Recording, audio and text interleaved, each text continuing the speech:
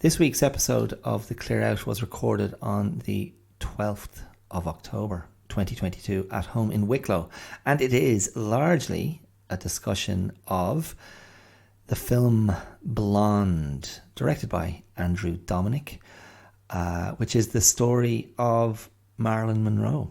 Marilyn Monroe's career, her life, the abuse she endured, her fragile psyche, her iconography, her marriages, and her tragic end. And the film has been very divisive, largely received very critically, in the sense of negative criticism. Not a lot of love from the critics. But I watched it the other night and I found there was it is a movie with a lot of merit. Largely the central performance by Armas. She was really, really good, I thought, and kept the whole thing afloat with the just the brilliant. I actually thought her performance was brilliant. I thought it was really, really good and very sympathetic. And I just thought this is actually worth talking about. And yeah, so that's really the main focus of the episode. I've also got some thoughts on the tragic explosion that happened in Donegal last week, in Creasla in Donegal. I've got some thoughts about the success of the Irish women's football team, and then on the back of the Marilyn discussion, just some thoughts on the objectification of women and misogyny, and the idea of trying to possess female sexuality from through the male lens, and just looking at that, and tabloid culture and paparazzi and the sort of willful destruction of damaged female women, particularly damaged female celebrities. So if that sounds like it's your bag, listen. Keep listening. I go pretty deep. It's mostly about the movie and about the novel that the movie's based on, the Joyce Carol Oates fictionalized, I emphasize, fictionalized biography of Marilyn Monroe. So that's what's coming up. I hope you can get into it. I will see you around the corner. Cheers. Ooh, not gonna change my mind, leaving the dream behind. Hi, my name is Dara Clear, and you're listening to The Clear Out. You're very welcome. You're very welcome to my little tell, because it's not a show, it's a tell. And that's a golden rule of storytelling. Show, don't tell, but I'm telling, not showing. So maybe this means this is terrible storytelling. Anyway, here we are, another week has passed. It's a mucky morning here at #blessed. The rain is coming down. It's not lashing, it's just drizzling. But there's a real wetness. There's a wetness to that rain. It's wet rain, I find. And when I'm out in it, I find I get wet myself. No, you dirty fecker, not in a sexual way. Oh my God. I can't believe you thought that. Anyway, it's not nice. It was beautiful and dark the other morning.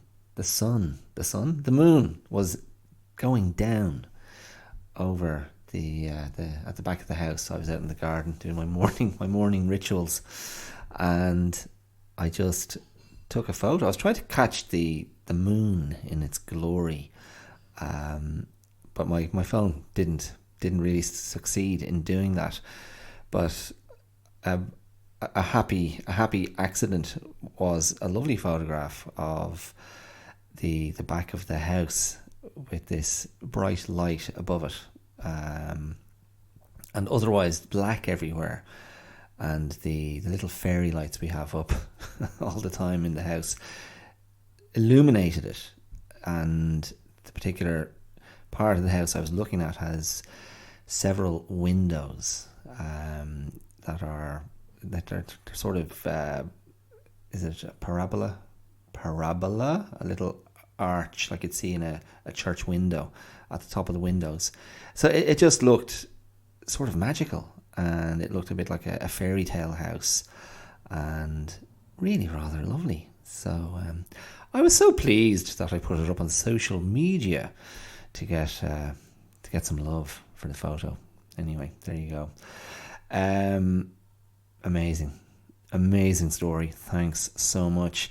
That was a case where show rather than tell would have been much more effective. But if you go and look at my Instagram account, the Clear Out Podcast, or on Facebook, the Clear Out Podcast, you will see that image. I put it up a couple of days ago. Anyway, here we are. Another week has passed.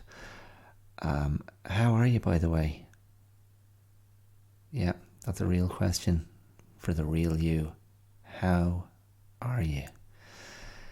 The question that we just quickly speed over the answer. Yeah, I'm grand. I'm fine. Yeah. Actually, my cliche is I'd complain, but no one would listen. Yeah, one of those ones. Actually, you know yourself. I'd complain, but who'd listen? So that sort of mock stoicism. Anyway, that's that just backs up the belief, the belief that most of us have, that nobody's really interested in really knowing how we truly are, apart from some of the intimates in your life, the confidants, the people who you keep close. And even for them, they're like, after a while, yeah. But that's a question. Does anybody, does it really benefit us? Would it benefit us all if we were all just, vomiting forth our true state all the time? It would be unbearable. Again, there's a time and a place. There's a time, there's a place, there's a mode. Because otherwise, if it's too, and certainly, I can be accused of this in terms of what I do here on the podcast and what I used to do on the blog, the website.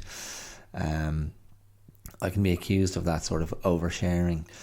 But it's primarily in service of myself, and then my hope is that there'll be knock-on benefits for other people who go, oh yeah, I'm glad he said that. Now I don't have to.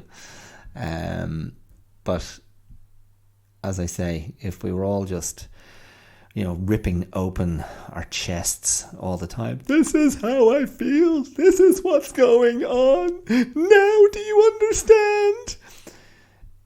Yeah, it would be excruciating. And we probably all have friends like that who just, that's what they bring. They bring that. It may not come in that very manner, but they bring that level of the weight. That's I'm not sure that's what the band were singing about when they recorded that song, the weight.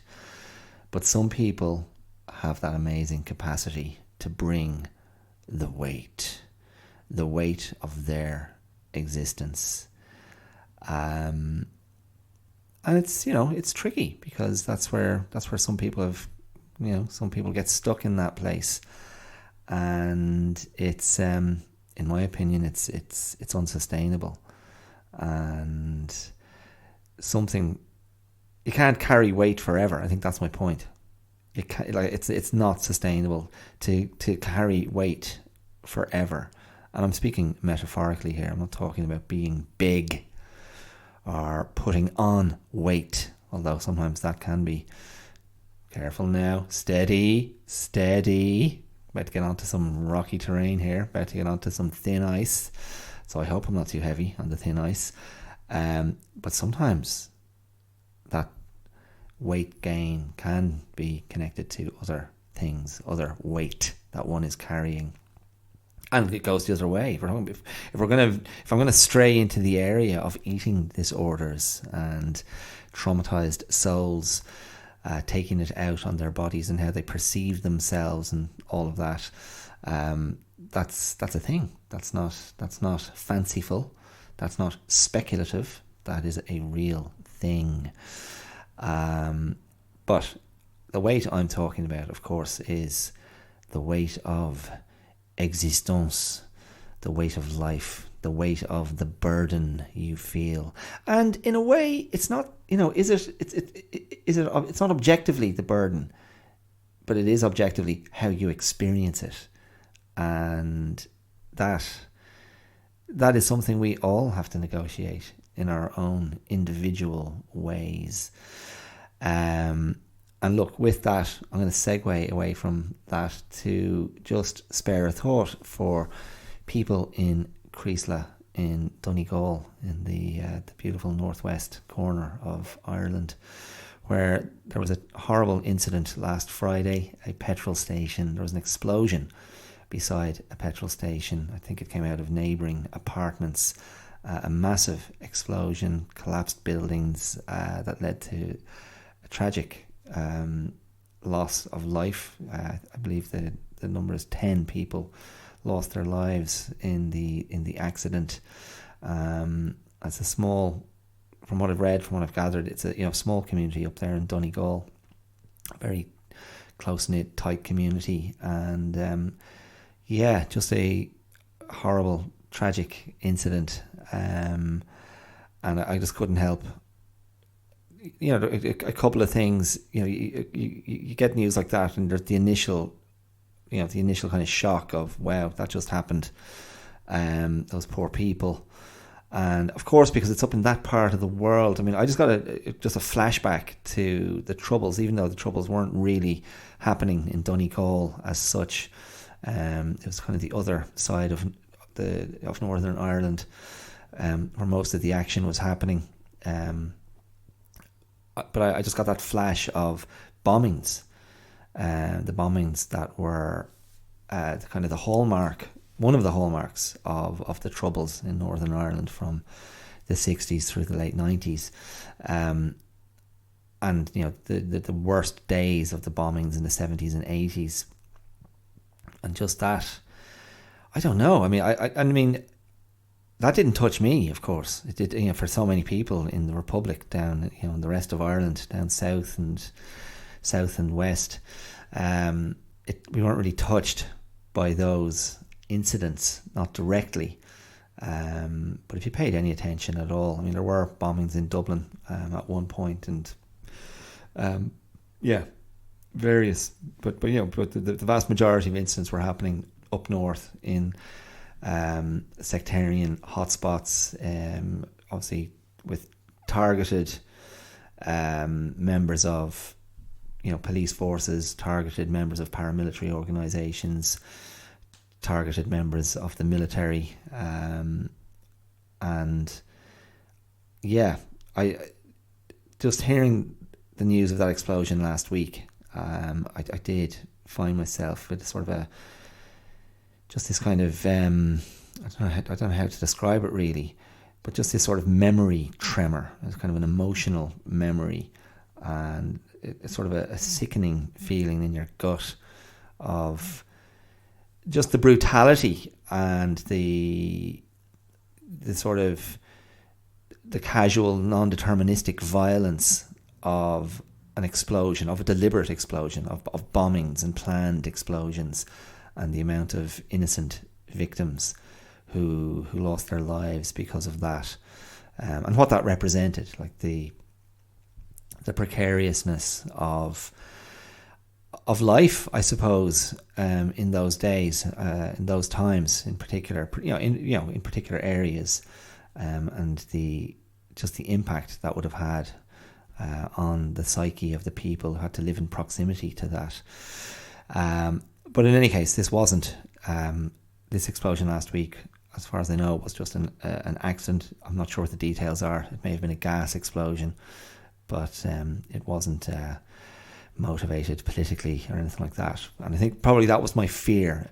One of my first thoughts was, has this got something to do with Brexit or the border or something like that? And it was the wrong thought. It was a misplaced impulse or instinct. Anyway, so I then over the last few days, I was just thinking, those poor people who've lost friends and family. And this time of year, it's that acceleration to Christmas. And I just thought, it's just going to be such a miserable, bitter, and tragically sad time for those people and the members of that community this particular Christmas. Anyway, I mean, that's just probably a bit of sentimentality maybe on my part, but tough, very tough times for them up there.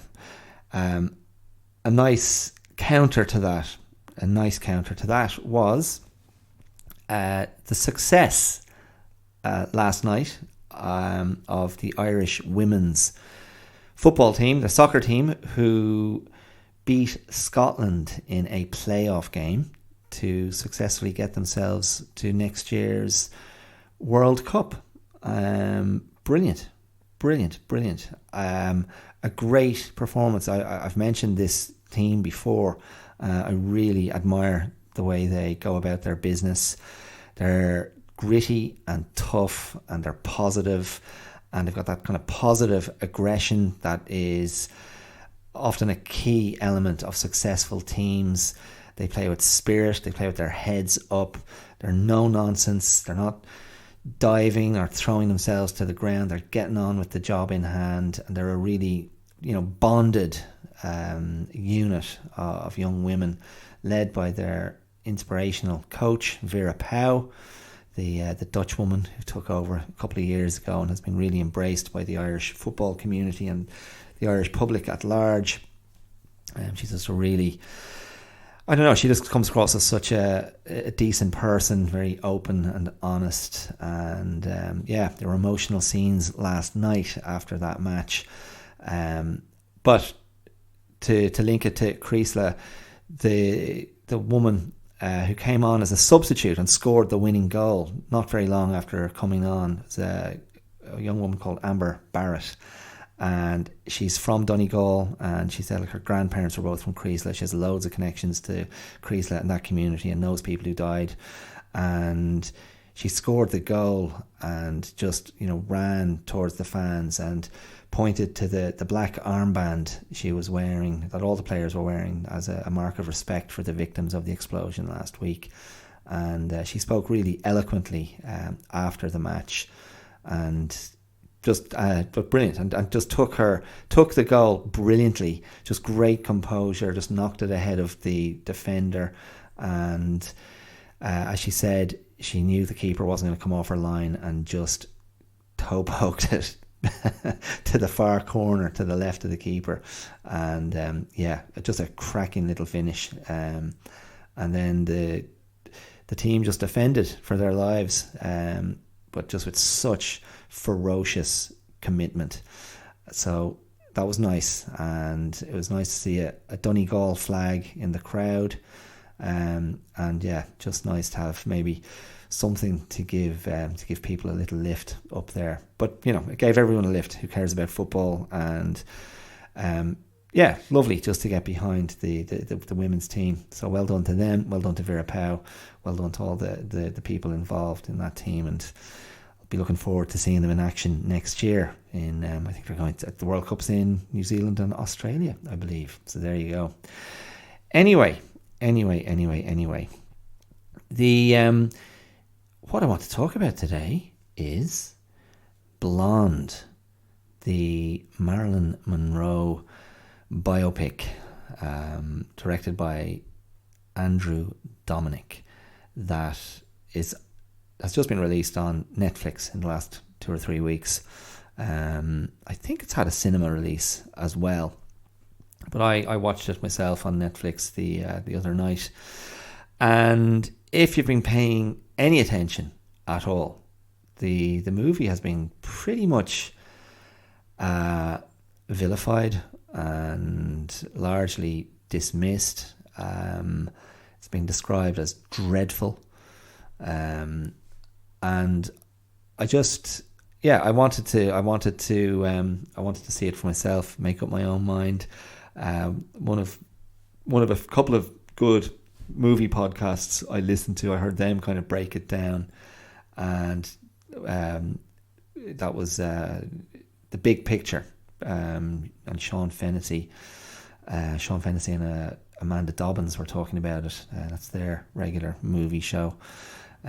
You'll also hear Sean Fennessy on one of my other favourite ones, The Rewatchables. So again, if you like movies, both really good. And Sean Fennessy, he's great. He's a great film critic, and brings a lot of thoughtfulness and a lot of knowledge to his film criticism. And there's a great depth of knowledge and appreciation of movies.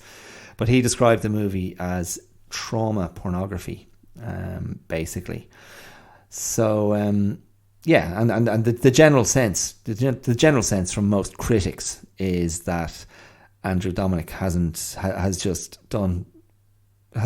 fell victim to the same thing as everybody else, who was a part of sort of the objectification of Marilyn Monroe through her life, and I guess the argument is Dominik was no different. He just ended up ticking the kind of cliched boxes of who Marilyn was, what we knew about her, and just presented it in a full throttle mallet over the head for over 2.5 hours of movie. Marilyn was a victim. Marilyn was addled and adulated, sexual, but perpetually lost, vulnerable. The abandoned girl with daddy issues, who was always failing to kind of punch through the oppressive objectification that she was met with, and fell victim in every conceivable way to how she was observed, perceived, presented, desired, lusted after, and yes, again, that word, objectified. So that was the general thrust of the of most critics' responses that I've seen, and I watched it, and I was surprised, I think, by how well performed the central role was by Ana de Armas, who you may have seen in the Blade Runner sequel a few years ago. I spoke about that in, I think, last December or November. I did an episode, The Unloved Child, or Wielding the Blade of Creation, and she came up in that because she's a kind of a important-ish figure in that Blade Runner sequel as a sort of a love bot. She also has a very funny sequence in the most recent James Bond movie as a deceptively capable secret agent who helps Bond fight off attackers. And the comic element brought into that is James Bond is presuming, and maybe we are as the audience as well, presuming that, oh yeah, here's another young woman who's about to be another Bond conquest. And the nice kind of touch that the writers or director chose to introduce there was she was totally dismissive of him as just being this kind of crotchety old fart who's like, oh no, you're way too old for me, see you later. And kind of taken on the chin with a little bit of comic humility by Daniel Craig. But she's an actress who just has, like, she's a very attractive actress, beautiful looking woman, but she has what a lot of very successful screen actors have, is just this sort of a natural kind of charm and warmth on screen, and something about her energy just kind of punches through. She's also in a pretty over the top sort of Me Too sex revenge thriller called Knock Knock, where she, and I can't remember the other actress, but she plays a young woman who rocks up to a house in the, I don't know if it's the Hollywood Hills or where, late at night, and knocks on a door to kind of say, oh, we're lost, we've no phone signal, we've no money, can we come in and use your phone? And Keanu Reeves is this kind of doofusy guy who's home alone for the weekend. His wife and kids have gone away, and he lets them in, and they kind of seduce him, and it all becomes this kind of thing where they're just kind of setting him up, and they're total predators, and they're trying to basically wreck his life and ensnare him in a honey trap of, you know, their sexual kind of conniving. It's kind of entertaining. And Keanu Reeves has one of those sort of oddly kind of comical performances that he's capable of with some of his line readings. I mean, it's pretty disposable, but yeah, she's in that as well.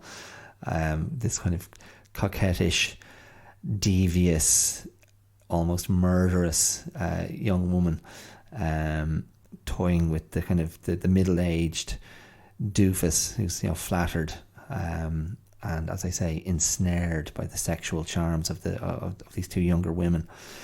But in any case, I think she's really, really good in Blonde. I think her performance and the kind of integrity that she imbues into her interpretation of Marilyn. I'm not saying that she's representing Marilyn's integrity, but the integrity of her performance, her commitment to the sort of the inner life, and her understanding or her interpretation of Marilyn's essential kind of decency and honesty is sort of what I took away from it. That is really what kind of comes through, and in my opinion, that's what keeps the movie afloat. So in spite of fundamentally agreeing with a lot of the criticisms that I came across, I just found that she was compelling, and I found her really sympathetic, and it's almost like I feel she was. I feel like she was.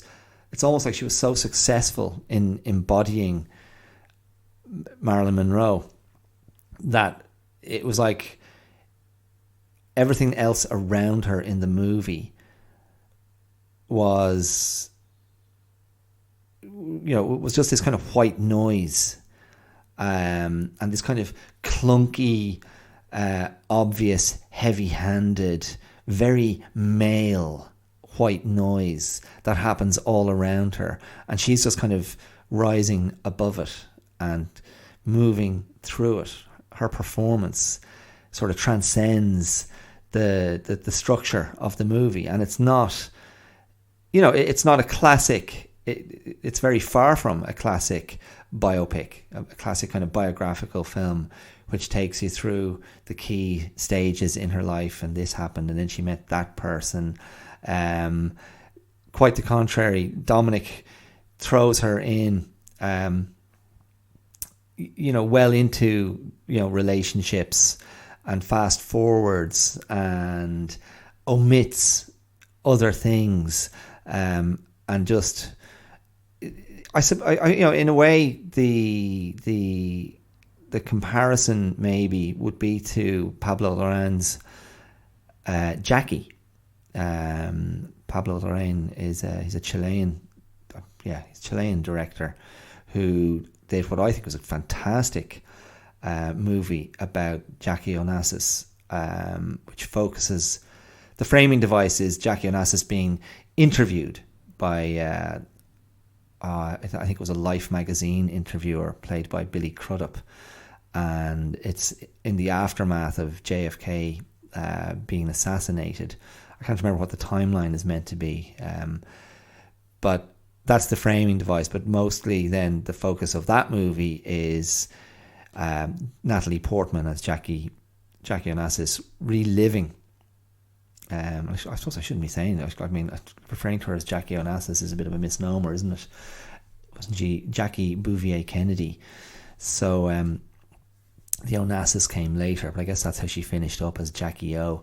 But what Pablo Larraín did so successfully, he basically depicted then Natalie Portman as Jackie Kennedy in the immediate aftermath of the Kennedy assassination, and the chaos and the sort of the helplessness in a way, and the isolation of being, the wife of a man of prominence, and none more prominent arguably than the president of America. And in the the early 60s, of course, when women were still, the women's lib movement was yet to happen. I guess there was still a sense of, know your place.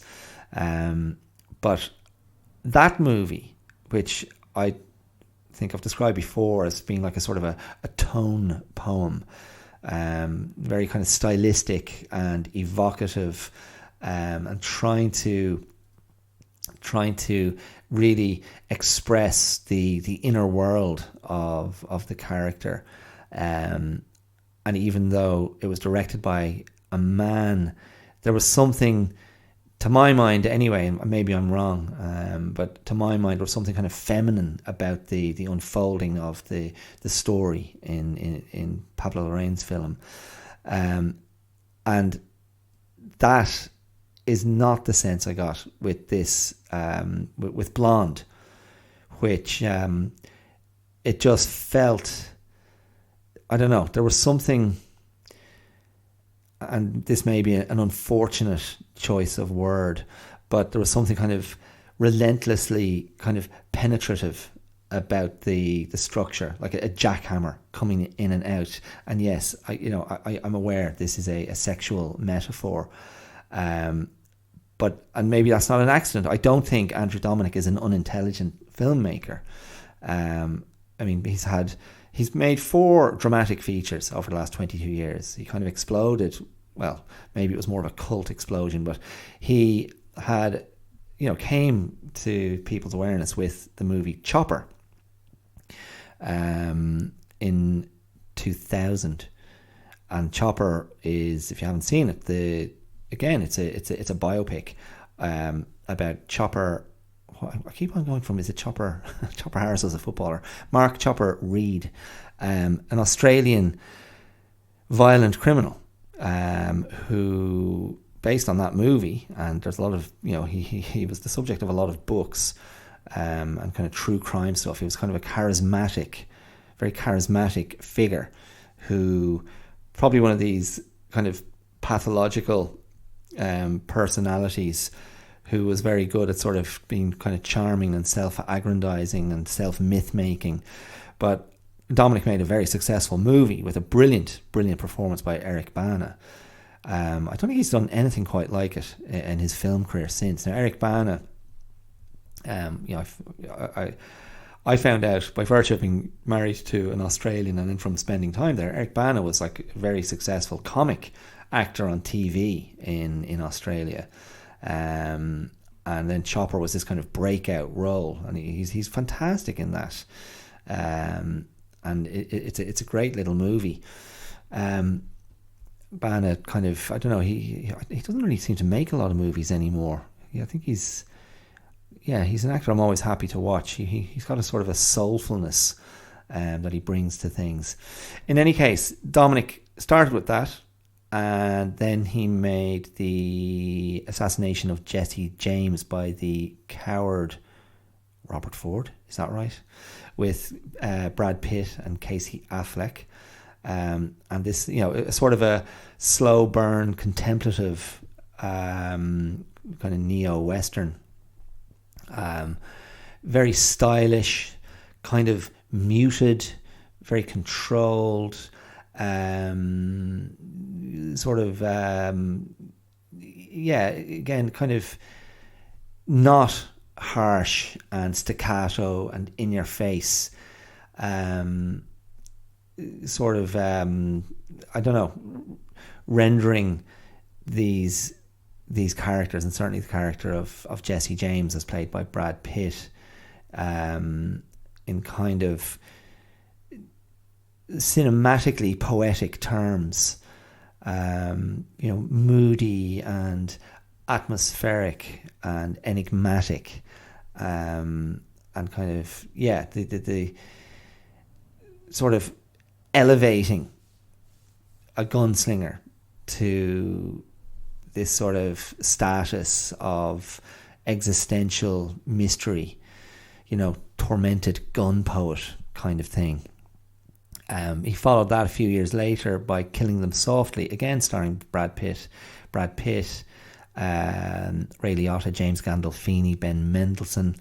A nice little cast, a little kind of, again, sort of a gangster.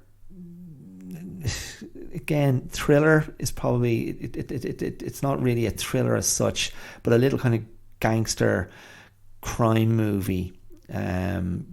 Gangsters' codes of honor. A very funny Richard Jenkins performance in that, actually, as the sort of middleman between kind of the mob and the guy who hires the hitmen to take out criminals who've been misbehaving.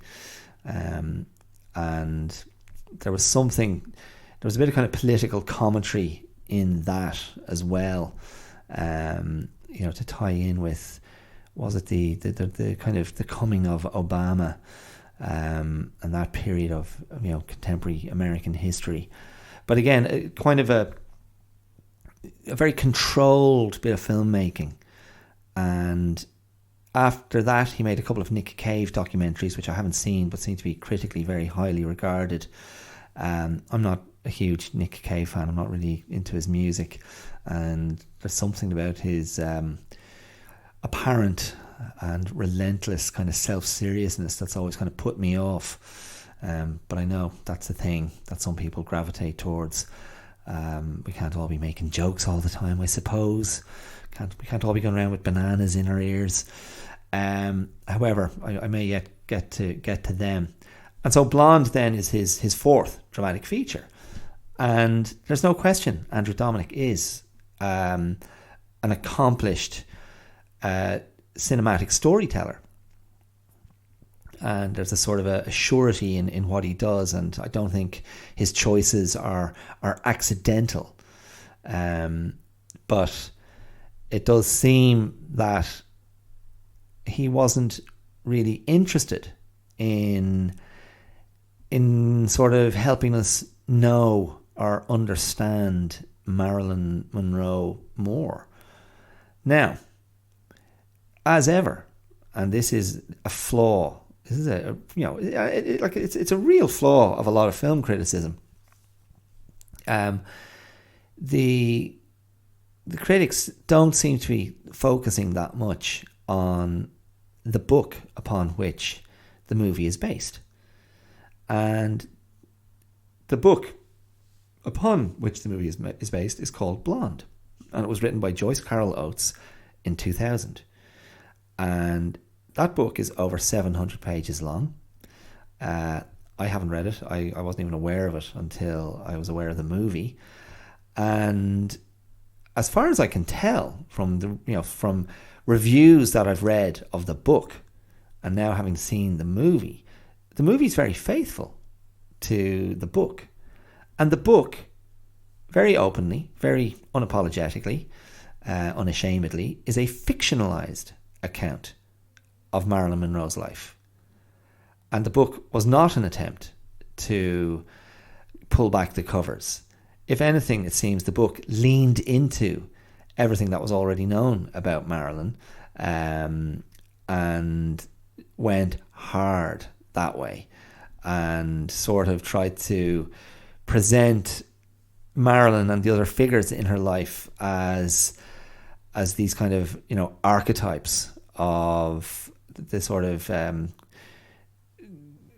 archetypes of the sort of 20th century American experience.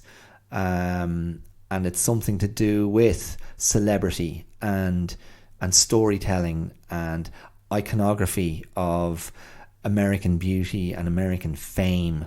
And so instead of naming Marilyn Monroe as Marilyn Monroe, she's referred to as the blonde. And I suppose Joyce Carol Oates's tip of the hat or nod to the fact that she is fictionalizing characters. She deliberately misspells Marilyn's actual name, which is Norma Jean, and puts an extra E at the end of Jean. And that's, I guess, her way of just going, yeah, don't, this isn't meant to be the real Marilyn. This is me leaning into something.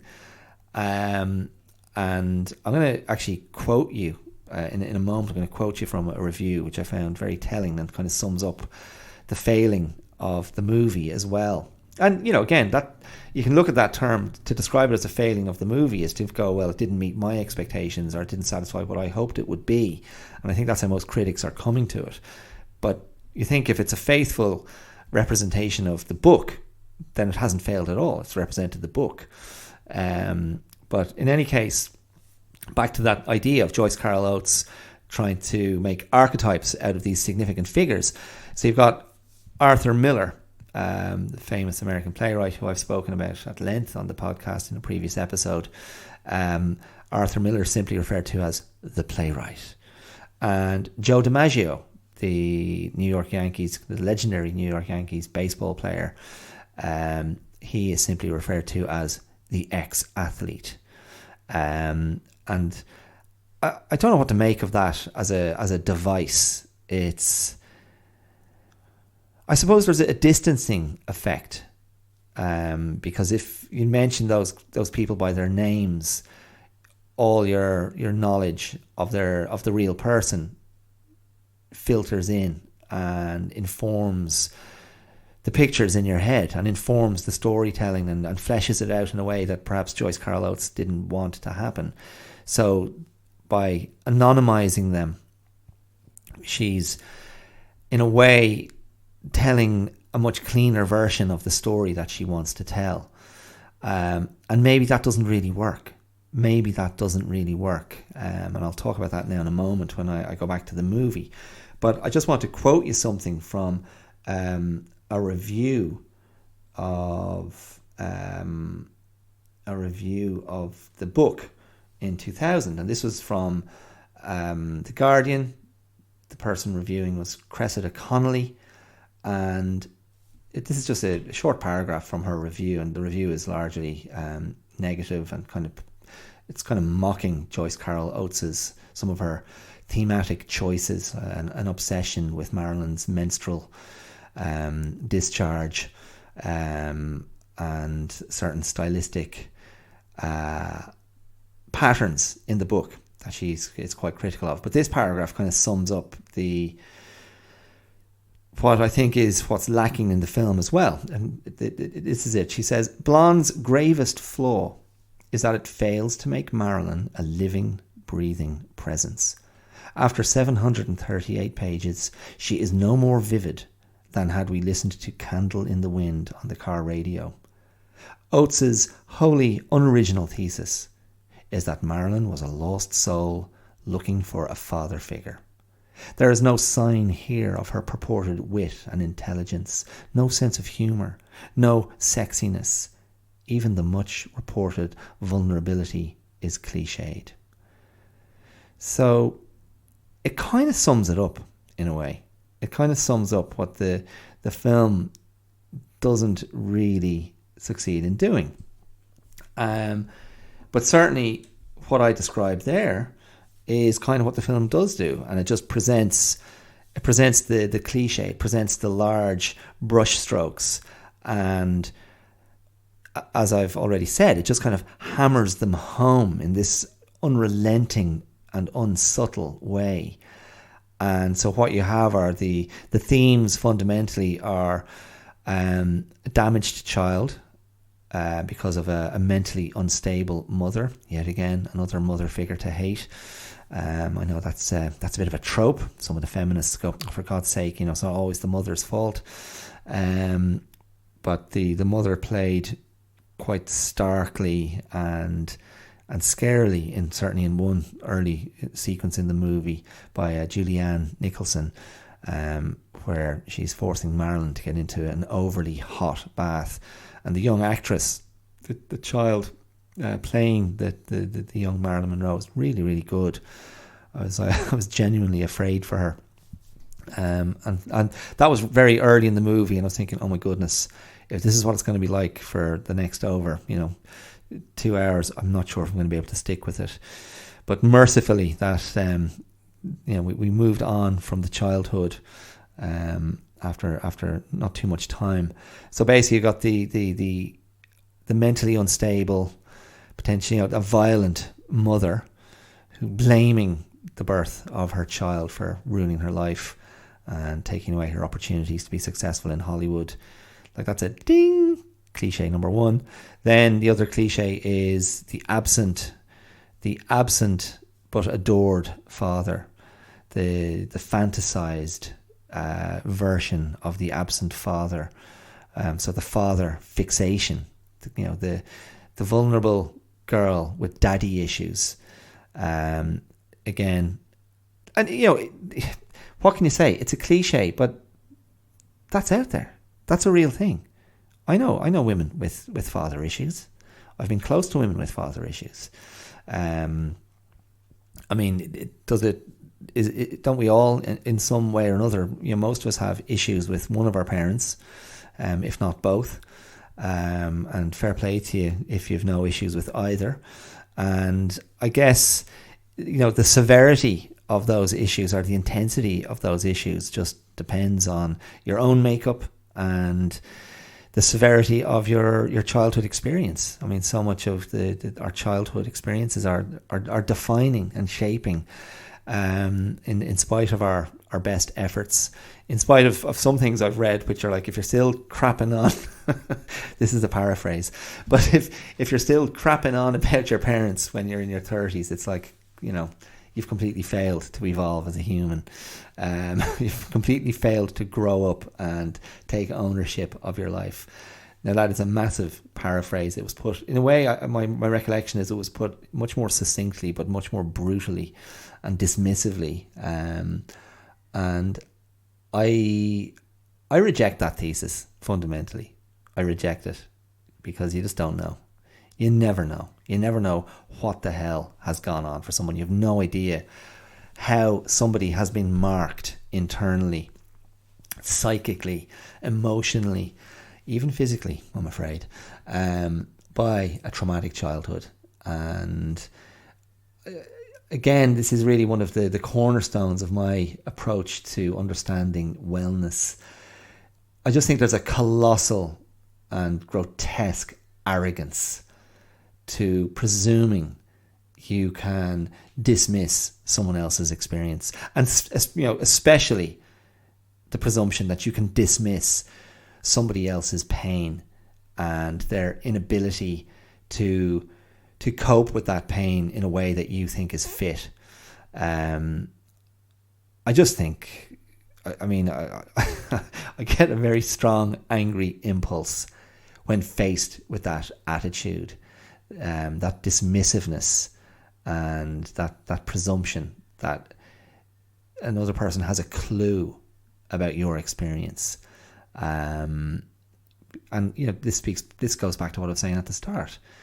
Nobody knows. Very few people know. Very few people know your interiority, and even you might not fully understand your interiority, because it takes bloody hard work. It takes hard work to gain insight, to gain understanding, to find the tools to process, to find the tools to own your stuff, which is another one of my cornerstones, that I believe in the benefit of doing that. It's hard work. There is nothing easy about it, and you could well need help, and help is fantastic if you can get it. to help you own your stuff and process and get to a place where you feel more capable, more empowered, less brittle, and more resilient.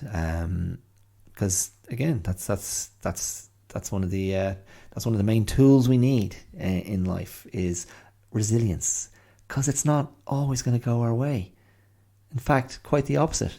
A lot of it will often go against us, or that's how we may experience it. So resilience is key. Bounce back ability. Can you just get on through and go, okay, what now? How do I cope now? What's the next move? But in any case, to return to the movie, it's really. It really kind of sticks and hangs on this through line of the suffering of Marilyn, the horrible experiences of Marilyn. And there's this strange relationship she falls into with these two guys who are the sons of Edward G. Robinson's son. Edward G. Robinson, a staple of 40s and 50s cinema, particularly someone I associate with gangster movies. A movie like Key Largo comes to mind, perhaps. I think Soylent Green was one of his last appearances in the 70s with Charlton Heston. But Edward G. Robinson, it's his son, and then Charlie Chaplin's son. So these are two, I think they're meant to be like acting buddies of Marilyn's. And for me, I just found my eyes just glazing over when those two actors, or characters, I shouldn't blame the actors, when those two characters were on screen. I just found it unbelievably boring, uninteresting. I found them completely charmless. And yet we were invited to believe that Marilyn was in an ongoing kind of menage a trois with these two guys. And they were sort of manipulating her, and yet they were good buddies. And yet, of course, the sexual thing was in the mix as well. So they were sort of her protectors, but she kind of transcended that relationship. And again, I'm not sure what level of veracity there is there in that relationship. I think I heard some critic dismissing it, saying that wasn't they weren't real relationships that Marilyn had. But again, it's a choice, and it's a choice that comes not from Andew Dominik, but comes from Joyce Carol Oates. So really what we're seeing is these are Joyce Carol Oates' choices. And then you get to the sort of significant famous figures in her life.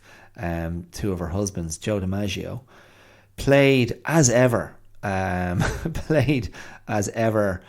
with a sort of a chilling, sort of dangerous, suppressed violence by Bobby Cannavale, who is really one of the most interesting actors, I think, in coming out of America in the last 15 years or so.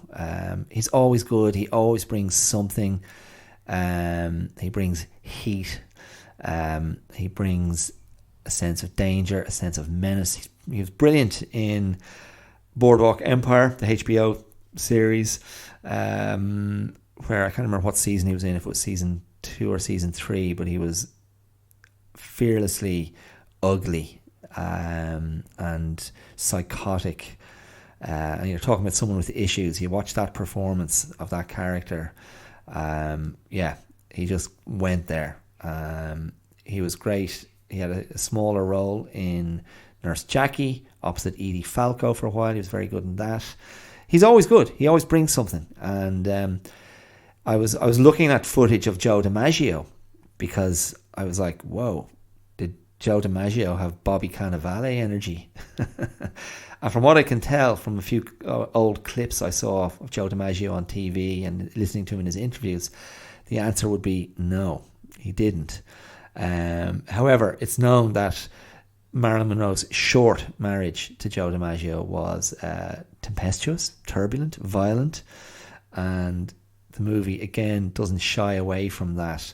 And Joe DiMaggio's, as portrayed by Bobby Cannavale, there's just a sort of a stillness and a coldness In spite of me referring a second ago saying he always brings heat, there's something, and maybe this is what Andew Dominik did do successfully, was this idea of Marilyn Monroe being this embodiment of female beauty, and more importantly, or more relevantly, of female sexuality.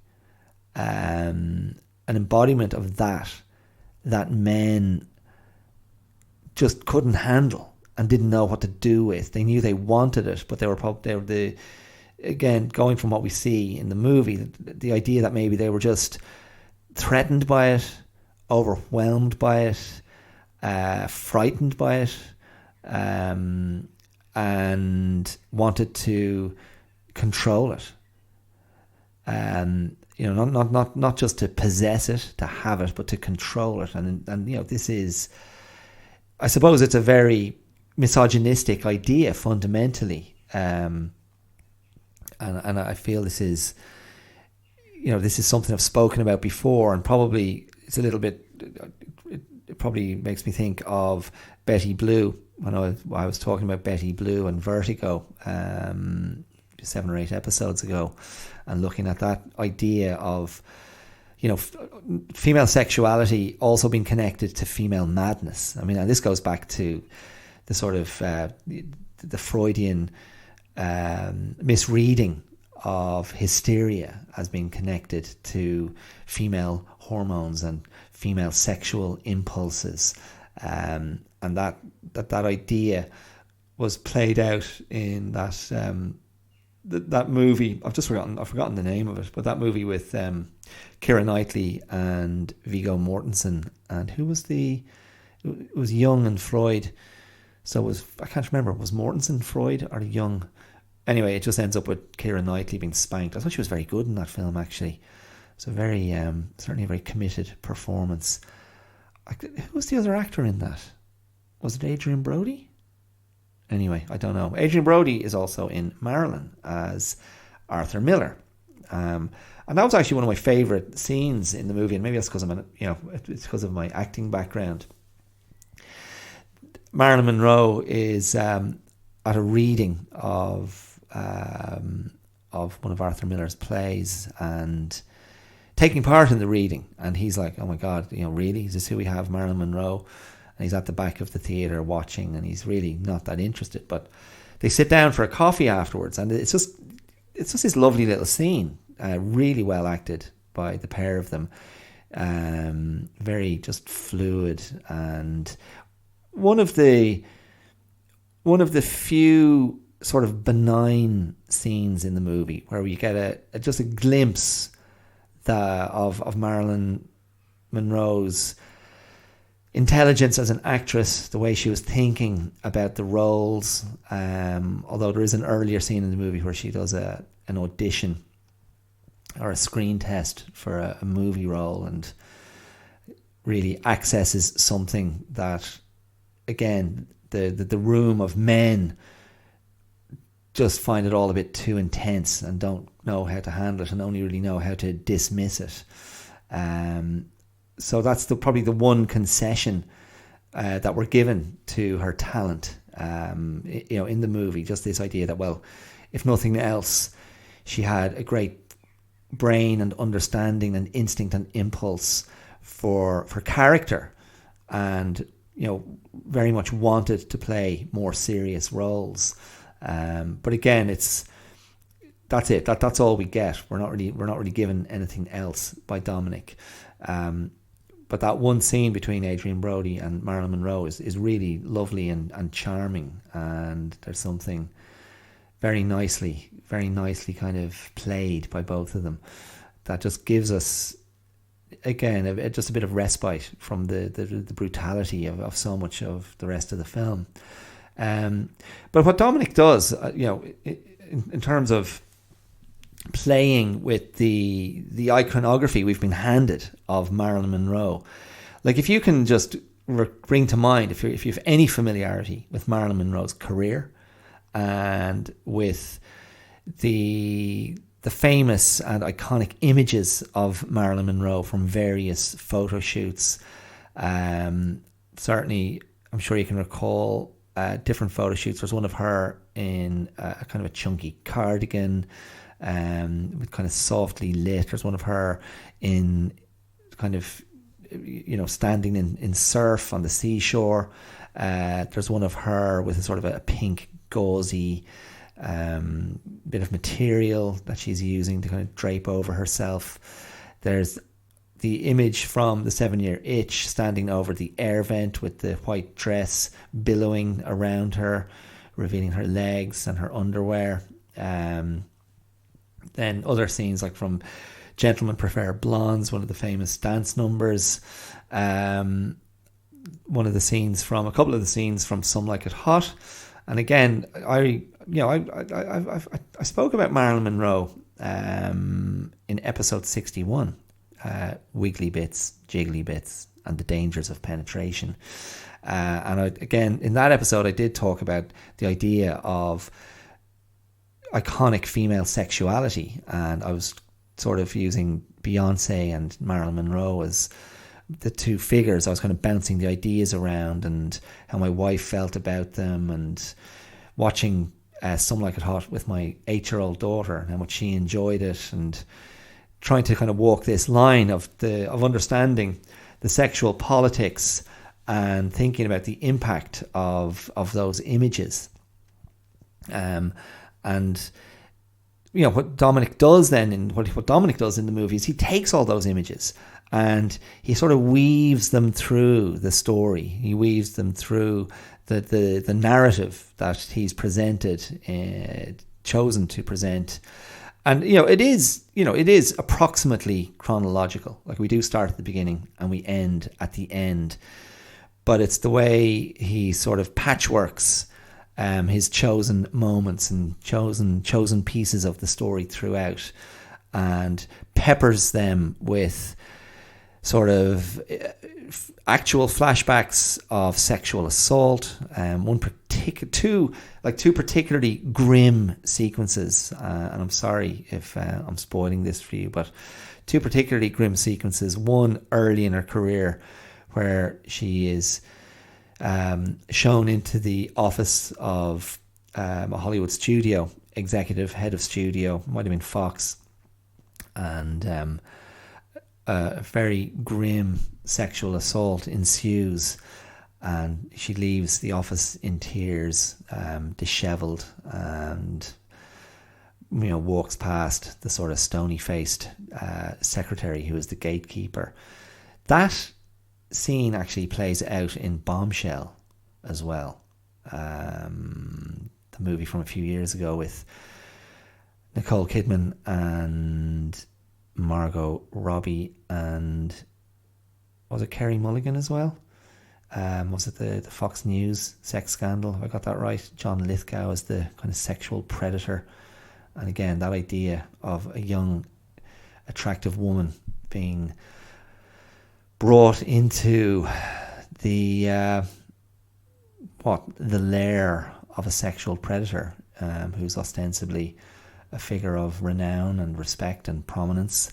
Very much kind of Me Too storytelling. But I thought Bombshell was quite successful, actually. I know it wasn't totally loved by critics. Again, that's only from 4 or 5 years ago, isn't it? But yeah, evocative of that scene. And Marilyn is sexually assaulted in that, and then later, and that's at the start of her career, and of course at the end of her career, when she was having an affair with John F. Kennedy, and that's probably one of the saddest sequences in the movie, because at that stage she's addicted to I don't know if it's painkillers or uppers, downers, whatever, but she is flown out to see JFK and is just completely out of her mind and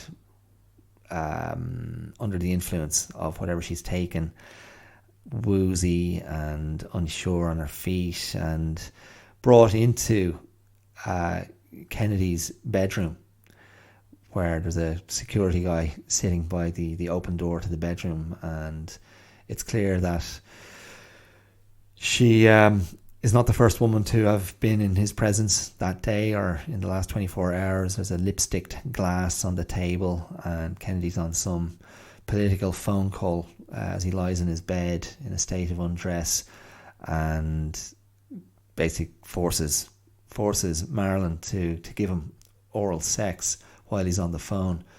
And again, there's nothing kind of prurient or sexualized about it. It's just really sort of sad and depressing. And then you always, I don't know, I find when I watch scenes like that and I go, okay, well, what are we learning here? Like, what are we being asked to consider? That JFK was a shit, that Marilyn Monroe was a victim, that she had very little agency in all of this, that she was unable to stop herself.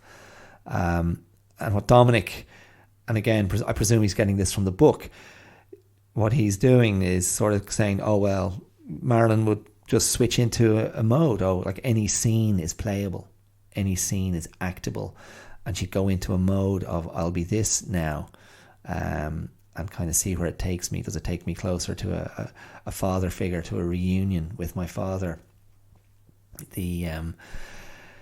This kind of driving force. And the other driving force and theme that is just a motif that is given to us again, hammered over the head again and again and again, is Marilyn's childlessness and her miscarriages and abortions and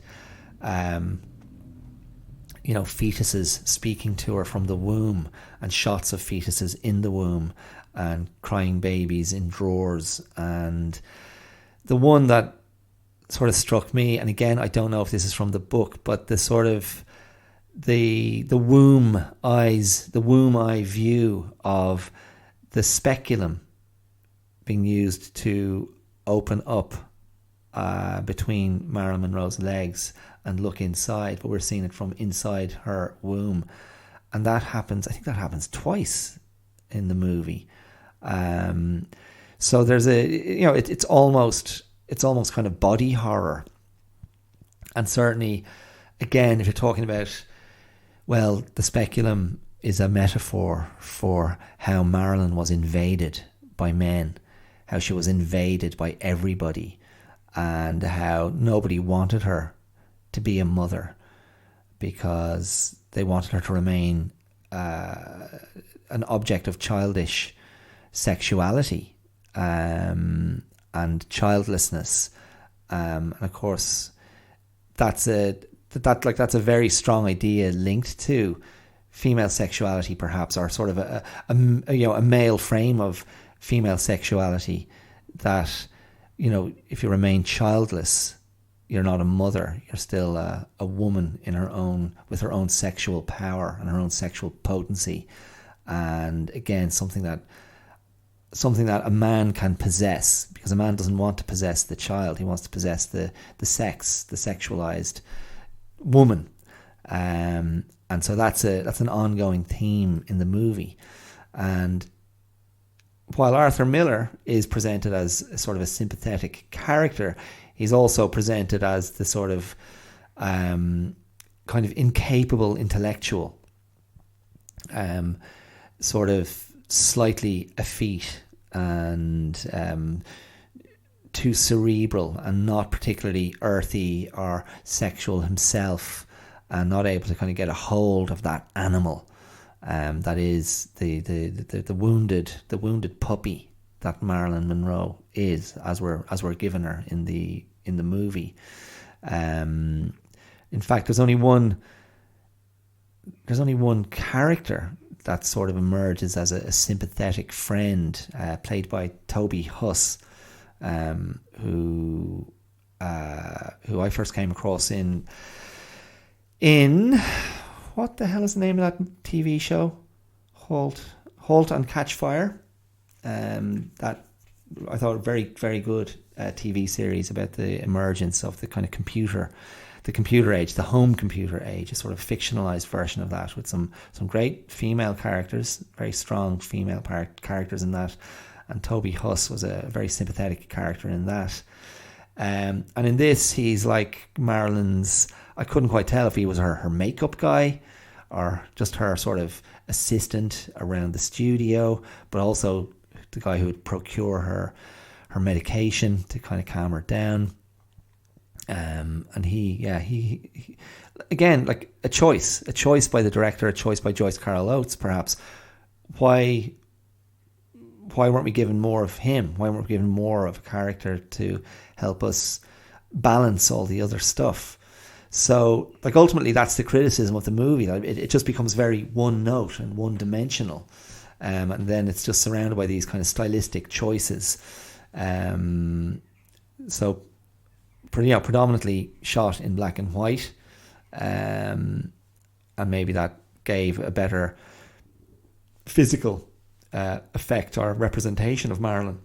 But ultimately my conclusion was, like, when I finished watching the movie, I just felt this kind of sadness and sympathy for Marilyn Monroe. And regardless of the choices made by Dominik in this movie, I felt that I connected with the character and did connect with her vulnerability. So I think that's just credit to Ana de Armas. I think it's, again, it's one of those sort of, fearless kind of performances, and she's certainly vulnerable. She, there's a lot of nude scenes, and I think the success of the performance is that you're understanding that somehow this is, we're not sexualizing her. She's not being sexualized by Dominik. And there's something just, I thought the vulnerability was believable, but just perhaps underexplored narratively and underexplored thematically in a way by Andew Dominik. It was just too brutal, I suppose, is ultimately kind of the feeling I came away with. But if you were to ask me, should I watch it? I'd be like, well, yeah, watch it, because it's a divisive film, and that then is interesting straight away. Watch it if you've any interest in Marilyn Monroe. Watch it if you've any interest in that idea, that sort of misogynist idea of kind of possessing a woman who represents female sexuality in such a potent way. And there's there is one sequence actually that I thought was very successful and slightly, it was kind of and sort of horrific, deliberately horrific. When I say horrific, I mean like a horror sequence. And it's Marilyn arriving at a premiere. I can't remember which movie it was meant to be. Maybe it was Some Like It Hot. And it's that classic, she steps out of the car, there's light bulbs flashing everywhere, the kind of the paparazzi kind of feeling, and hundreds of fans.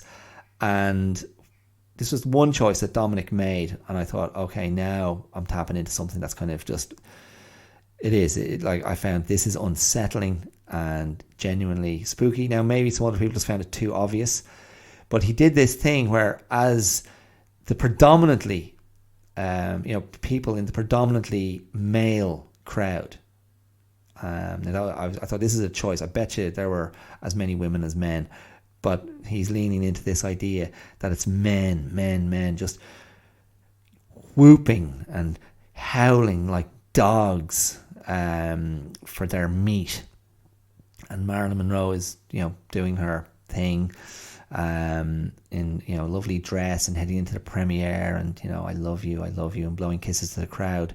But Dominik does this thing as the camera pans across the crowd, and it's sort of a slow motion sequence. Certain men, their mouths are distorted, so they become like gaping, voracious predators, and it's just on that, what people call the uncanny valley, where you're going, hold on, is that real or is that not real? And it triggers a very strong repellent impulse in one, where he just distorts them enough that you're like, is that guy's actual mouth? Because it's freaking me out. And then kind of just pulls it back slightly, so you're like, did I actually see that? But that was, I think, in a way, that was one of the most successful moments in the entire film. And that just as a representation of that objectification, that unbridled lust and desire. And that's what's the idea behind that? The idea is it's when somebody is presented as and becomes a de facto piece of public property. And this is something that has been driven by celebrity culture and the sort of tabloidification of celebrity culture.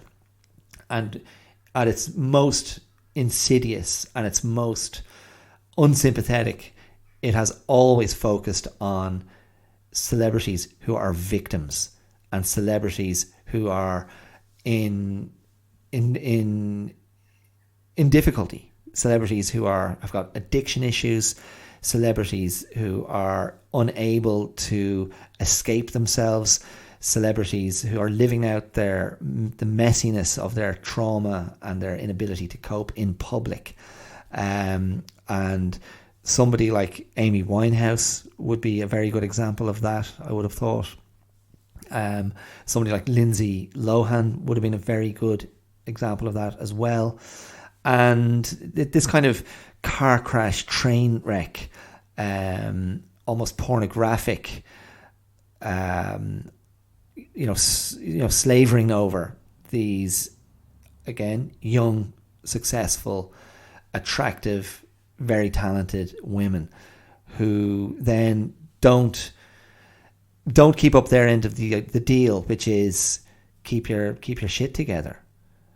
And because you didn't, it's like, oh well then we can just do what we want, and we'll follow you around everywhere, and we'll catch images of you that no one would, that you'd never want anybody to see, and we'll get you when you're drunk, and we'll get you when you're stoned, and we'll get you when you're falling out of the car, and we'll get you when the plastic surgery has gone wrong, and we'll get you when you're losing your mind, and we'll, and it's this, it's really predatory, and there is something, I don't know, I mean, like, does it happen to everyone? Does it happen to any celebrity who does this? Is it equally done to men? I mean, my instinct is no, not really. There just seems to be something particularly vicious and retaliatory almost in how women are focused on when they fail. And female celebrities particularly, specifically. Let's put the boot in while she's down.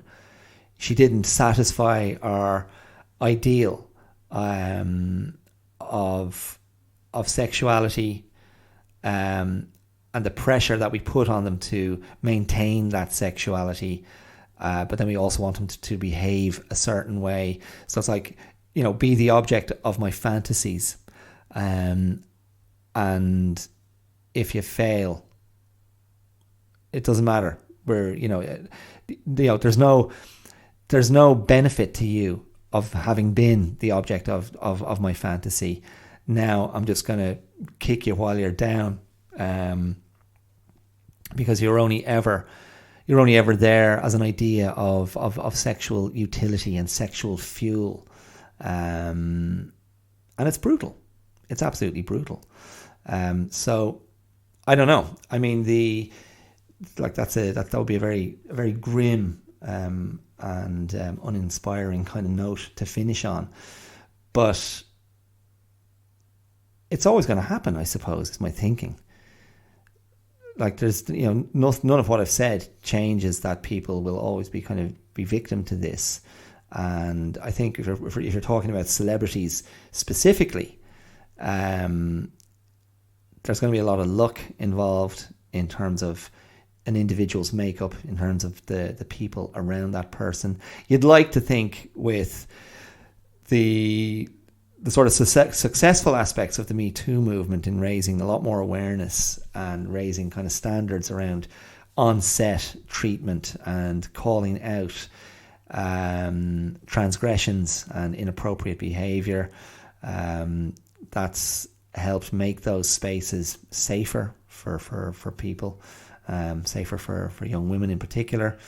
You'd like to think that there's going to be more protection. So I mean, in that regard, movement has been in the right direction. But overall,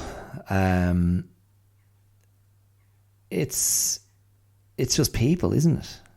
And there's something particularly tragic, I suppose, about figures like Marilyn Monroe, and maybe this is a particularly 20th century story. Like maybe the 20th century is the sort of the century of cinema, and certainly I think of the 20th century as being America's century, and so these American figures of glamour, of success, of sex, of talent, of celebrity,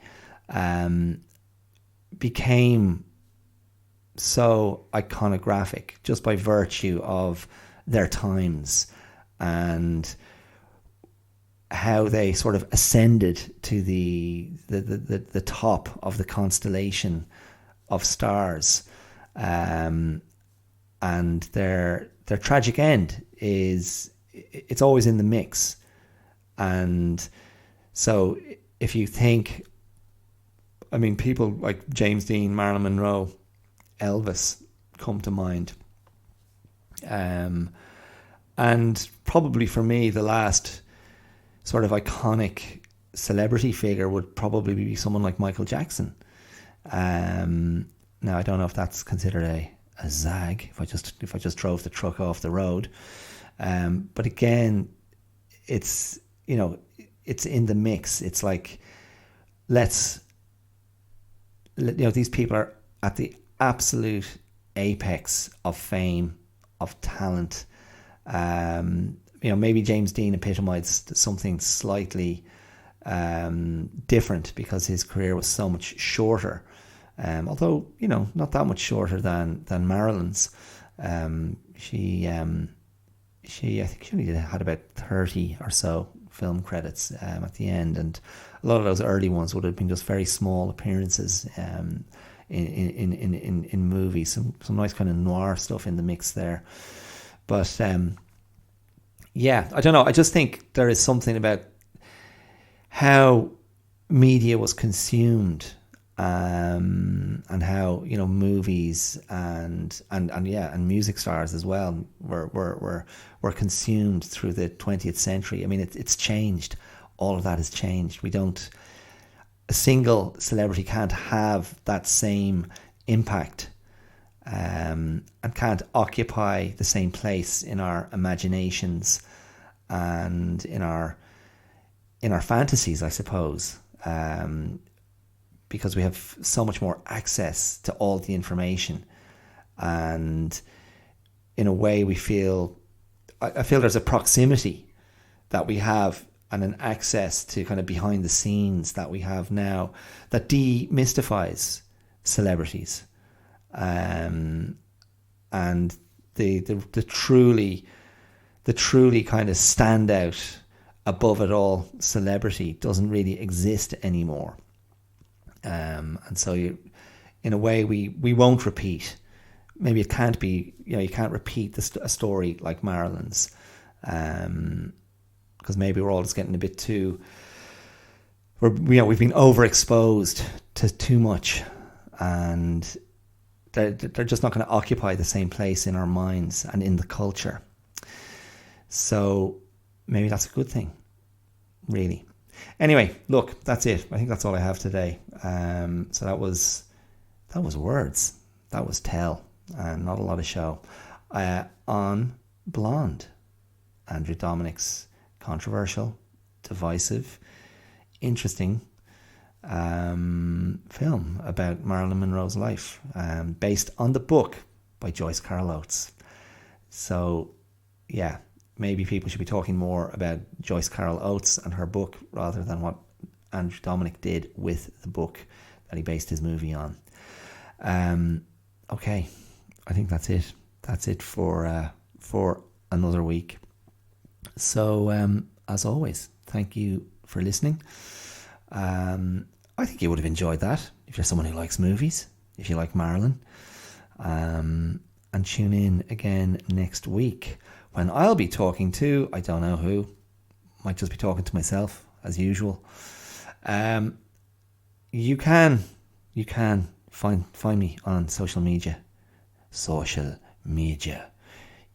The Clear Out Podcast is on Instagram and YouTube and Facebook.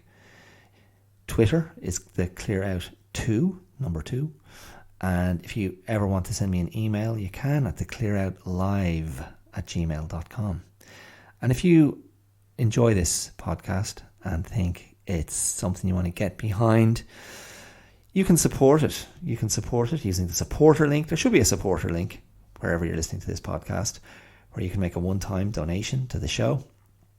Or if you want to become a personal benefactor of the Clear Out Podcast, you can do so by using the Patreon link. That's patreon.com/the Clear Out. And there you can just throw a couple of quid on a regular basis towards the show, the upkeep, the maintenance, the coffee, whatever. Okay, that's it. Listen, mind yourselves. Stay safe. And if you're going to rise to the top of the Hollywood tree, just try and have some good people around you. Try and mind yourself. Try and have someone watching your back, because that will help. That will help you. Okay, I'll talk to you real soon. All the best. Take care. See ya. Bye.